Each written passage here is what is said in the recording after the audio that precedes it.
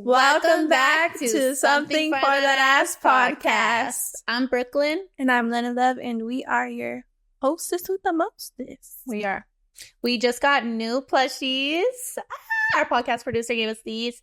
They're basically the Mary Kay and Ashley Hello Kitties because they're wearing pink and blue, and their outfits are so cute. They're so cute. And they hang, so I'm probably going to put it on the ceiling. That's real. And there's hair stuck to it. Who's could it be? And this will be the last episode of 2025. Thanks for rocking with us for the past 2 years plus. 2025 was the year of the snake. So if you dealt with a lot of snakes this year, you shed them off. You also shed in your own skin and stepped into a better version of yourself. By the end of this year, you survived it, girl. So celebrate the little wins and the big ones. And I know people say like, oh, like this is going to be like whatever New Year's going to be my year. I feel like every year I've been kind of saying that just to say it. And there wasn't too much confidence behind it. But 2026, you bitches are going to be sick of me because it's really going to be our motherfucking year. It's going to be taking It's going to be the best year yet. Yes. We have some things cooking up for y'all. So we're very excited. You're welcome. We're just so multifaceted. We got many different streams, situations going on, and we just keep pushing it. Right. While getting better in the existing. So, yeah.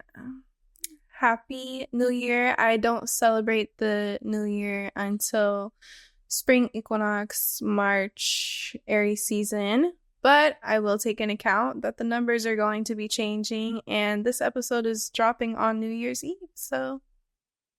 And always have an excuse to celebrate. So. Right. Yeah. You have to celebrate this life. No matter what. It keeps you alive. And you might as well have fun while you're here, because that's the whole purpose at the end of the day. 2 celebrations are better than 1. 2 New Year's are better than 1. Yeah. So I celebrate both. Yes, exactly. Like, New Year's Eve is like, I wouldn't say party, but we did that one year in Vegas, and then the spring one is more wholesome. Do something in nature because right. Yeah.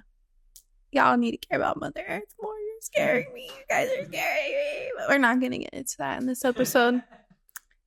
Instead, we're gonna be talking about what we're leaving behind in 2025.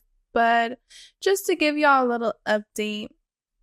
From the last episode, I was so silly, cheesing, really obviously had a crush, and it was very vivid in the video. I'm like, the whole time, I'm like, wow, watching it back. He still cut off. And yeah, we never ended up going out. It stayed as that. And I was enjoying my 3 weeks of not talking to anyone. All a short amount of time. But you know, when you close one door, another one opens. So take that with what you will. Lenny's literally like, if you guys know the song by Fergie that says, a girl like me don't stay single for long. Because every time my world is whatever, it's like the love bug comes up and bites me. That's her as fuck. So. I have levels to my crushes, though. Yeah. I could go like months and months without having like a fat crush, but once I get the fat one, I'm like, it'll rock my world. Unfortunately, do you have a fat crush right now? I would say it's a healthy crush. My last one was like too fat. It's like, why is it this fat? Mm-hmm. Obese crush. I didn't have an explanation for it. It's funny because I'm against meeting people online, and that's how I originally met this boy. He came my way, and he shot his shot. We had a short conversation. He told me he was a couple years younger than me. I said, "Oh, sis." Then when we got in contact again, it was in real life. Didn't know I was going to see him in real life. And I ultimately gave him a chance. I didn't love what he did with his chance, so that's why I cut him off. It's not really beef. It's just unimpressed vibes. But what was I gonna say? I don't know. Yeah, the healthy crush. He's an older gentleman, and he showed effort right away, and that's what I like about older guys. Because when you're in your 20s as a man, you are rated E for everybody twice. Okay, spell 20s. Okay, and then when you're in your 30s, you're rated E for everybody once. You drop an E, and then when you're in your 40s, you gotta. When you're 40, we'll cut out the 40s. When you're 40, you have to have it together by then. But yeah, when a man is in his early mid 20s, I gotta stay away from them. And then me dating an older gentleman again will help me not even mess around or have attractions towards that again, because there's really no point. You can have some fun, but they don't even know how to really cater to you in that area yet. They're still finding out who the fuck they are. They have so much going on in their life that they don't even know how to treat a woman, usually. So they could be, like a cool guy, could be a fun time, but I don't think they even have the means to do it as they act as they do, and they don't really walk in their power. They might act confident, but in real lifetime they're more so intimidated, not knowing how to lead the situation, not knowing or caring to show much effort as someone who's a decade older or even a few years. I feel like in your later 20s you could have it more together, but early and mid 20s, I'm gonna just stay away from that. This might not be my first time saying that, but I mean it this time. What's that? You're leaving behind in 2025? Yes. The men under 25? Exactly. Okay. I can't do it. I really can't. And I literally was like, when I found out his age, but then when I seen him in person, it was a different story. It was like this. Boom, boom, boom, boom, boom, boom, boom, boom. I was like, wow. I don't know what it is about him, because I see attractive men all the time. I don't have a pull towards him.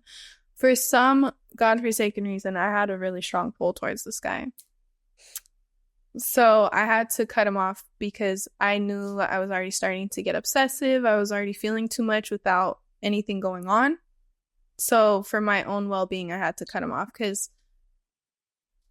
when you get butterflies in your body, I have mistaken that for excitement, but your body is actually warning you, run, run, run, run, run. This is unsafe. And I paid the price the last time I didn't listen to my intuition / butterflies in my stomach. I went on the roller coaster and I ended up finding out some things that were really disturbing. So now I'm just trying to pay attention to the signs more, listen to my intuition more so I don't lose it, because if you don't listen to it, you'll lose it. And it will just save you from a lot of heartbreak or just unnecessary stress, because it should just be fun, like we said in the last episode. And yeah. So no hard feelings. I just had to. Yeah, 2025, I definitely had my date with the finest and funnest man of my whole dating experience of being single. I love that. That was like, yeah, for sure. He was my most fun and the finest. Ooh, he was fine. And she stayed strong, y'all. She stayed strong. And the temptation was strong. I was like, right. Because it's hard. Because it's easy to be like, oh, I wouldn't talk to someone. Not saying that her guy was younger, but oh, I would not talk to someone that's younger. I wouldn't entertain this. I wouldn't feel this way towards that. But you don't know until you in that situation. Yeah, until you're in the field. And sometimes, and it's so funny, because a lot of the times you'll say something and then God will test you and be like, oh, you think so? The other day I was complaining about my makeup, and then right after a girl complimented me on my makeup. Literally, and then 30 seconds that later. same day, I was like, oh, I said something I shouldn't have said, but I'm going to be real and honest with you guys. I said, I'm dramatic. I'm dramatic, you guys. I don't mean everything I say. I'm going to admit that. I said I need a guy who's gonna fat shame me because I can eat very unhealthy large portions. I can eat like a lot of sugar, large portions. I can be a very gluttonous person. The greed they talk about in the Bible. Right. And it's something that am starting to become more and more ashamed of. So that's something I'm going to work on in this next year is eating smaller portions. But anyways, I said this. Then this guy that I just started talking to without me even asking sent food to my work. Right after saying that, food was delivered to me. So I'm over here saying I need a man to fat shame me. And this really generous, sweet man did a nice gesture that I wasn't expecting. And it was like right after, both in the same day. So you have to be careful what you say. Words are really spells. But I do speak love and light as well. I just still need to work on I need to do less of the negativity still. For sure. I'm a very critical girl, especially to myself. So that's something else I'm going to work on. I am working on it. She is. And the more that I work with myself in the moment, I realize that it's easy to... How am I going to say this? Okay, so before when I would have a lot of intense emotions pop up, I would go more towards shaming myself or pushing it to the side, aka bottling it up. But I saw the patterns of it not paying off in any good way. So now what I'm working on, and I'm seeing good results, is yes, I am changing for the better, but that isn't going to completely erase the areas in my life that I need to work on. My triggers and these parts of myself that I'm not proud of are going to revisit. But instead of pushing it to the side or shaming myself, I'm going to work with it as it approaches and talk with myself, sort it out, redirect, dissect, then redirect. And then you're genuinely working through it because the only way to get over it is to get through it. So a lot of people think, oh, I'm going to just avoid it or I'm going to put myself down, and they think they're just going to magically change one day. No, you're going to be met face on with aspects of yourself you don't like, and it's up to you what you do in that moment. Mm-hmm. So something else I'm working on in this. I'm going to continuously work on in 2026. You heard it here first. Yeah. Okay. Holding myself accountable. Okay, something I'm leaving behind in 2025 is second chances. So I've been like thinking long and hard because, she came actually into the kitchen today and I was like, I think we did have a topic, right? Up until like she came in and I was like, yeah, that's actually a really good idea. So I was thinking long and hard. I'm like, okay, what do I want to leave behind in 2025? And second chances. I don't believe in second chances because why do you need a second chance in the first place, right? I feel like giving a second chance is just giving you another opportunity to play in my face. And if you need a second chance, you are in second place. And I personally like winners. I don't want a man in second place, and I don't want a sorry ass man. I don't want to be with a man that always needs to apologize, that is always sorry for something. I don't need a sorry ass motherfucker. I just need someone to do right by me the first time. I need someone to acknowledge what they had the first time. And I'm not really into like sweeping things under the rug and trying to give you a fresh canvas to fuck up all over on, you know what I mean? It's just like, if you need a second chance with me, you need to get the fuck out of my face, honestly. Because how do we even get to the point where I need to cut you off? It's just you must have done something bad. And I feel like a lot of people, men, obviously specifically is what I'm talking about here. When men meet me in person, they always tell me, oh my God, you're so sweet. I didn't expect you to be so sweet. Yes, I'm going to be soft until you piss me off. Right? I'm going to be sweet as possible until you give me a reason to put you in your place, right? And not talk to you. I have no intention of being hard or,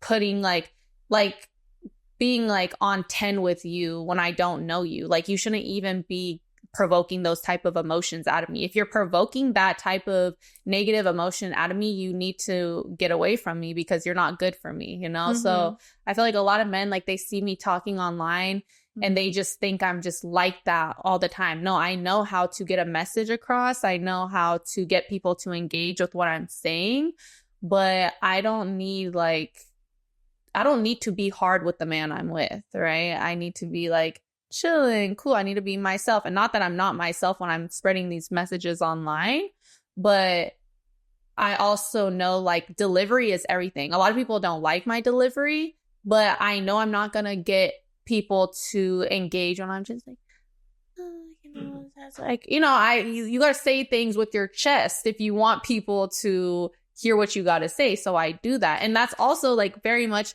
a personality like type that I have, but I'm multifaceted. I know there's a time and place for everything. Like, I'm not just like all the fucking time, you know? I'm like a normal functioning human that knows, like, you know, when it's lights, camera, action to, you know, I got 3 seconds to keep you guys here with me to continuously watch like the rest of the minute video, right? It's like people just, I don't know. You guys, not that, wait, I'm not trying to say you shouldn't believe what I'm saying online, but you should also think, okay, this is like a 1 minute clip.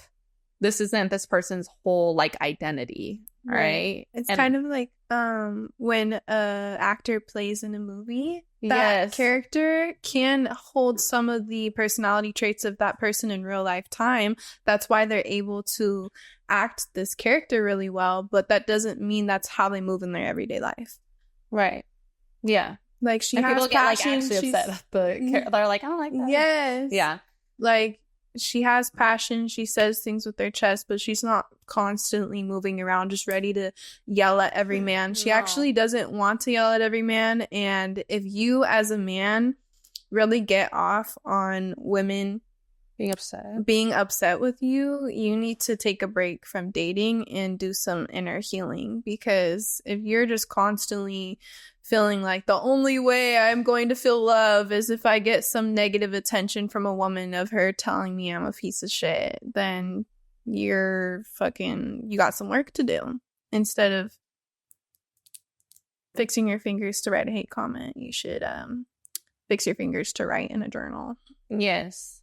And I just feel like over time, too, I've learned, because I could be like really intense and knowing men can get off on me, like putting them in their place. I just don't even like to do that because it's like, oh, you get pleasure from it, never mind. Yeah, you're going to get off on me cussing you out. I'm just not going to cuss you out. I'm just like, also have learned like over the years to just reserve my energy and just not be giving it out so freely to people, whether it's good or bad. Like, I just need to like protect myself and my sanity, and also not stoop down to stupidity, which most people are like, that's their level of thinking. They just can't get past stupid. And I'm just really not into that. Like, if I have to always yell at a man or like put him in his place, you're just not for me, because I need a man that just like gets it the first time. Like, just do good, right? If you can't do good, if you can't be a good boy, then shoot, go.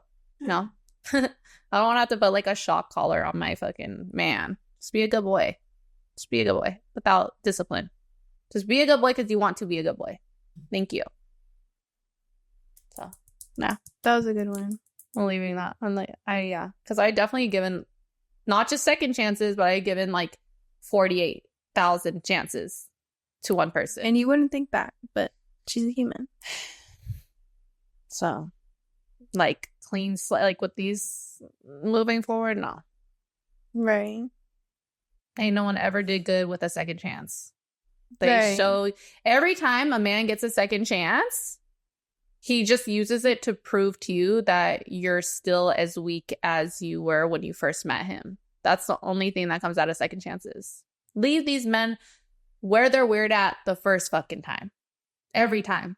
Like, you have to stand on business about yourself. Like, these men want to play in your face just to say they can play in your face. Do not be like another dumbass bitch added to their collection. Be the one that got the fuck away from their funky ass. Please. Please. Right, because men know what they want right away, and if they're not placing enough value with their first foot forward, then they're never going to. Yeah, that's good. That's a good one. Bringing it back to the crush I had with the guy that was a little bit younger than me, and my obsession.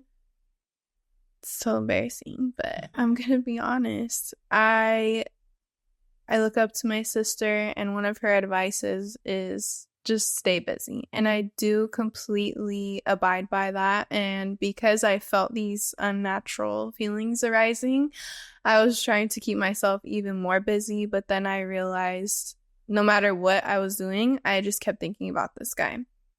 So what helped me was out of sight, out of mind.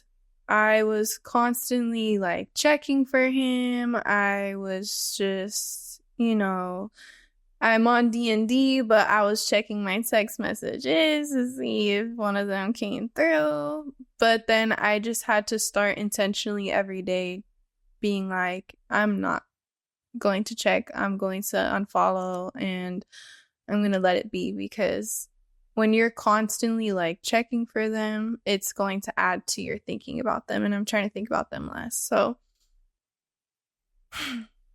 you can be very busy, yet still your energy could still be elsewhere. Right. But when you're intentional, you'll get better at it. So I'm already, next episode we record every other week. I'm already pretty much over it. In the last episode, you could tell I'm like, so yeah. I would say too, like, just like with the staying busy, I think like if you're really like, if you're obsessing over a man, you don't have enough hobbies, right? But of course, even with a million hobbies, you could still be obsessing over a man while you're doing those hobbies. But at least you're getting shit done, right? If you're obsessing over a man and you're staying busy, you're organizing everything in your house, at least you're obsessed with that man, and now everything in your house is clean. If you're, obsessing over a man and you decide to take some of that energy and go to the gym, even if you're thinking about him through every set you do, at least, your ass is a little fatter, your waist is a little smaller. It's just about like being intentional about how you're spending your time, because a lot of people, they'll try to keep busy by like hanging out with other men that are no better than the man that they're obsessed with, right? I'm glad you said that. Yeah. So that's not what I was saying. No, yeah, but it's like about being intentional with what you're doing with your time and how you decide to be busy. You could be bossed up and your feelings could be, for somebody you're not supposed to actually have feelings for. But if you're being intentional with your time and you're being smart, then at least you're moving forward in life. And then if you do enough like things that are going to put you in a better position, then maybe you won't like such low quality treatment or such a low quality man. Yes, and you just have to constantly remind yourself of why it is a bad idea to even obsess in the first place. Because someone that has your nervous system dysregulated is not your forever person anyway, so they don't deserve to get you in an emotional rut. And something that really helped me too is remembering a big reason why because for a long time, I wanted love. Like, just to keep it real simple, that's not what I thought. But for a long time, I wanted love, and I would want lovers to work out, but then they wouldn't. And then it was like, okay, I'm kind of forcing it when I should just let it be as it is. There's a greater purpose and more work for me to do than be someone's lover.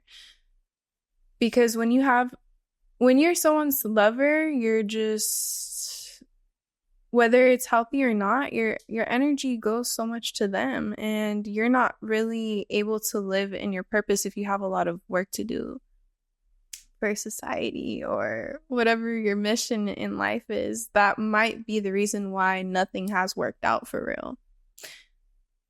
Because you're not meant to place love on a pedestal. And usually those types of people, love doesn't work out for them till later in life, and that's okay. And if you have a greater mission and purpose in life than love, then that just means, you know, you're a little special. So, and a big thought process that I would resort back to is, I know my person wouldn't do this.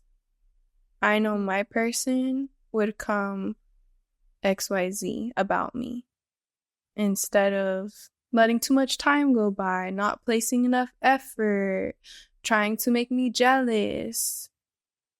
Just know my actual person wouldn't be putting me in these predicaments or spaces. So then it's easier to detach, because my purpose is greater, and I also know that my actual person would not play about me like this. So you're actually in their way. I got to go and get some work done. Mm-hmm. So, yeah. I think I only did 2 things that I was going to work on, because I can't overload my plate of, one of them is I'm going to stretch more, you guys. I need to learn how to touch my toes. But the only other one that I'm leaving behind in 2025 is playing small.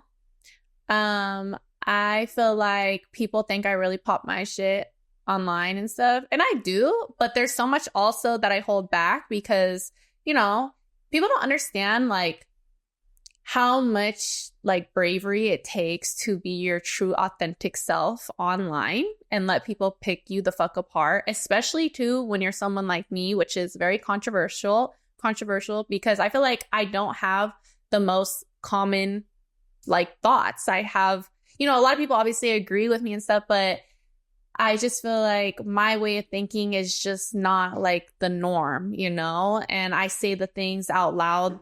I say, like, what people don't want to say out loud, right? Or what's not, like, politically correct, or what's not ladylike, or whatever. And I feel like sometimes I'd be playing small because I'm like, oh, maybe that's just doing too much, or, maybe that's just too out there. But my best friend always tells me, if you're speaking your truth, then you shouldn't be afraid of anything. If you really stand behind what you're saying, then you should say it. And a lot of people think I rage bait. I don't. These are, like, my actual insane, intrusive thoughts that I share with you guys.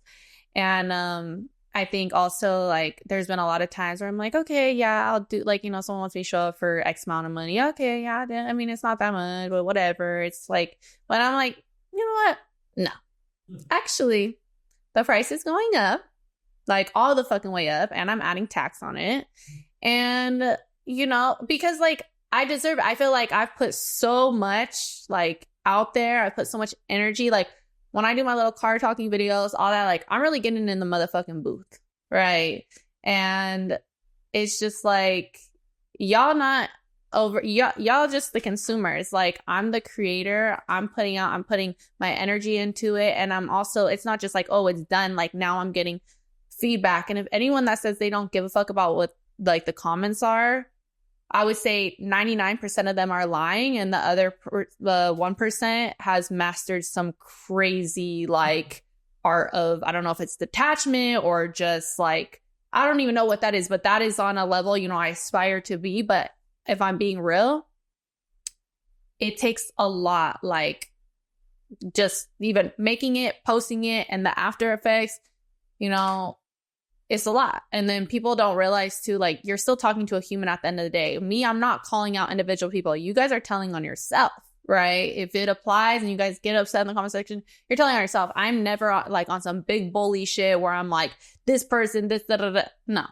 I don't name dropping, showing not pictures. Name dropping. I'm just saying what's on my chest, and I'm putting it out there. So the price is going up because, yeah, it takes a lot of balls. It takes a lot of bravery. And there's really no one, like, I feel like I could say, like, doing it like me. So it's going to cost more than what it's been costing. And yeah, that's my last thing. I'm leaving 2025. No more playing small. And as Drake says, being humble doesn't work as well as being aware. So amen. Yeah, sucks for y'all. Sucks to suck. Amen. She knows her worth. Something that kind of goes hand in hand with that I'm glad I learned this year is I learned that just because we disagree on something doesn't mean we're fighting.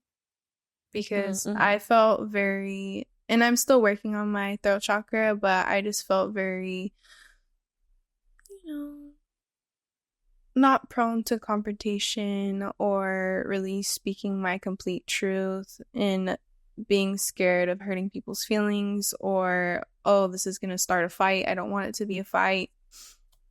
But I've learned that we can hold space for each other and not even end up on the same page, and we didn't fight because that just didn't feel like it was a reality for me until this year. In my eyes, my perception. So I'm just glad that's something that was able to take place through this year.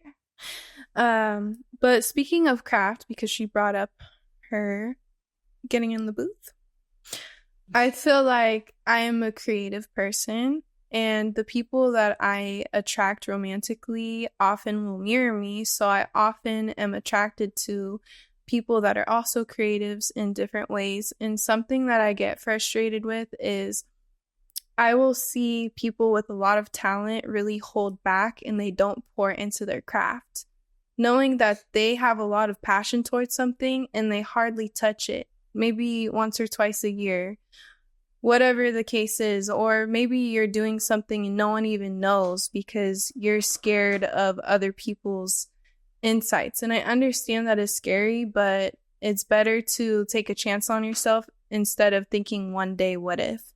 And something I am proud of myself for is I'm always trying new things and I try to stay consistent. It's hard when you're putting yourself in a lot of different areas, so I'm trying to, narrow it down a little bit, but I've always tried to pour myself into my craft. And my sister said something the other day that really stuck with me. She was like, because I was comparing myself to someone I was interested in, like, oh, I'm like a big dog. I pour myself into my creativity and I'll post it. Like, even if I get 5 likes, like I'm posting my art. I'm posting my dumps.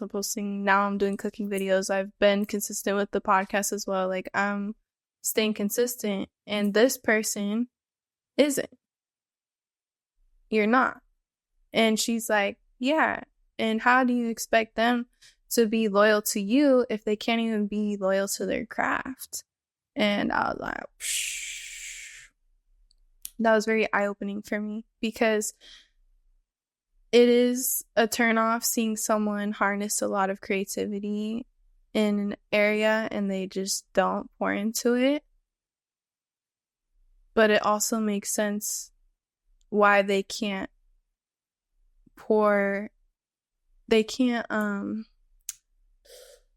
really take charge or really reciprocate energy in personal relations as well, because you're not even comfortable enough in yourself to fully invest yourself in something you love doing. So why would you feel comfortable enough to invest yourself in something with a personal connection? It's vulnerable. It's intimate.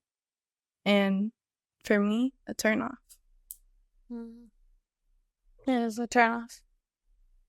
Yeah. So I would like to also leave that in 2025. And the previous years, I didn't do too much dating this year, but I would just leave that, all those years behind. People, if you're like really love something, I want to see you love it. I want to see you love on it.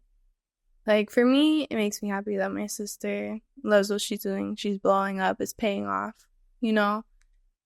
Little do you know, if you were to pour into something you love doing because you feel a fucking calling towards it, she feels a calling towards it. No one needs to understand why but you. Just fucking do it. Mm-hmm. That is beautiful to me. Mm-hmm.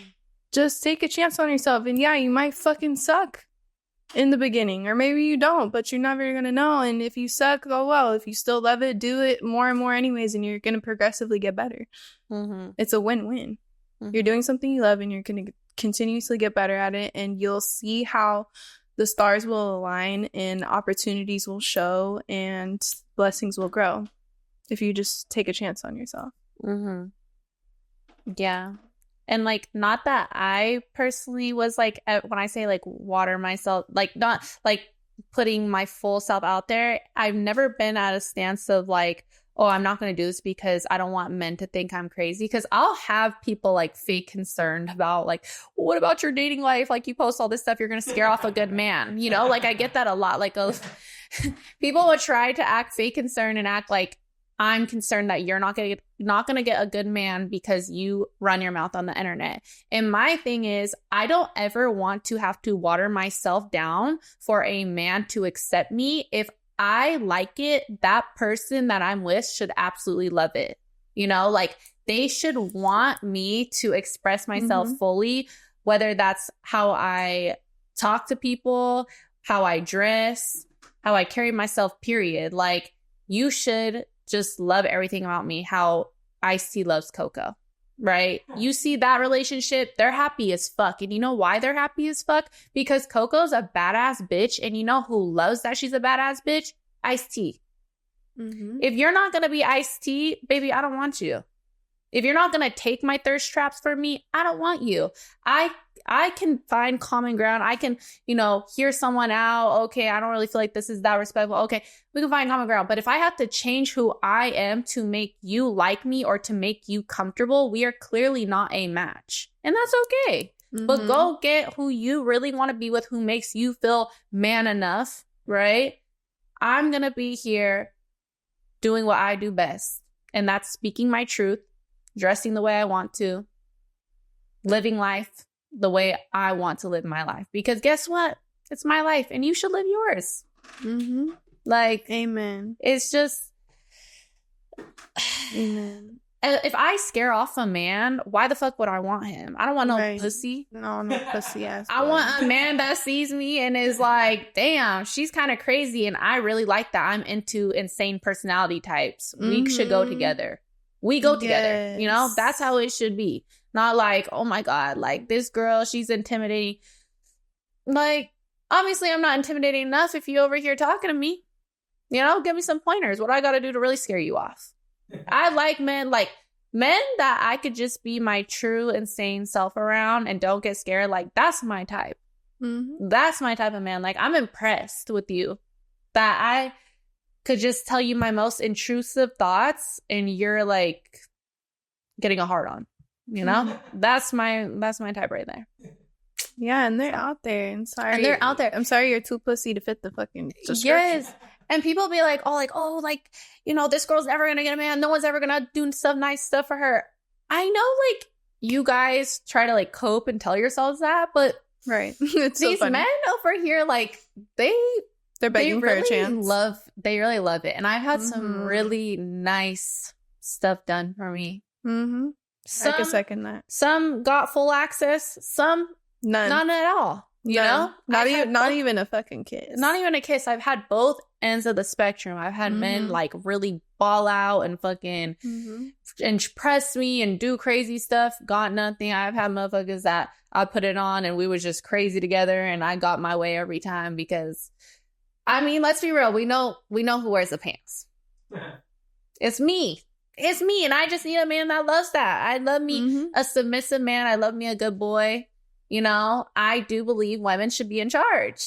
And if you want to be in charge, go find someone that will let you boss them around. Over here, I'm the boss. Right. Okay? And there's plenty of men that love that. And if you don't, you are probably not my type anyway, so don't worry about it. And I'm not worried about it. So I would say the most masculine type of man is actually a submissive man. Yes. That's actually very masculine to me. And it would take a very unique cup of tea anyways for another unique cup of tea. And that's where you just have to learn detachment because I don't want to be for everybody anyways. And yeah, I'm okay with being alone in the meantime.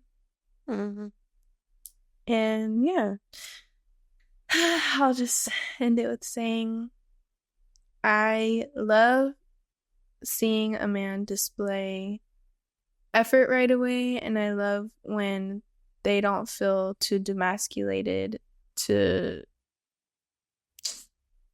show affection. A lot of men will try to be too cool, or they'll try to be nonchalant, or they'll try to be gatekeepers, intimidated, pussy, all these things. So it's refreshing when a man just, and I'm not saying he's not submissive, but he knows how to take charge and he knows what he wants and he shows effort. It's nothing to a real one. Mm-hmm. So it's nice to see that because it's not often. Right.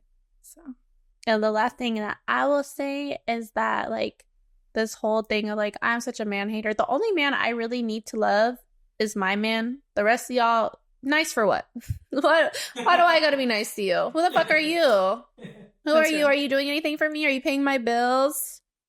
Are you eating my coochie? No. Then why the fuck do I need to respect you? I mean, I'll show decent. Okay, let me back up. I show common decency to everyone, right? But I'm not, like, here to impress you or please you if you are not my man. Unless or coddle you. Or coddle you, or protect your feelings, or take your feelings into consideration. If you are not my man, that is not my responsibility. Mm-hmm. You know, go take that up with your mother or the woman that you're trying to convince to love you for what you have and what you got, which isn't a lot. But like I said, that's your business, not mine. Okay. So I know how to treat a man, and I also know how to treat a bitch. And a lot of y'all show what you clearly are. So yeah, that's all I gotta say. I'm gonna still be insane in 2026. I'll second that for her and for myself. Mm-hmm. And we're gonna go eat soup now that she made, and I already had a little taste test to make sure I wasn't poisonous. And I found it to just be delicious. Spoiler alert. I love you guys. Bye. Bye.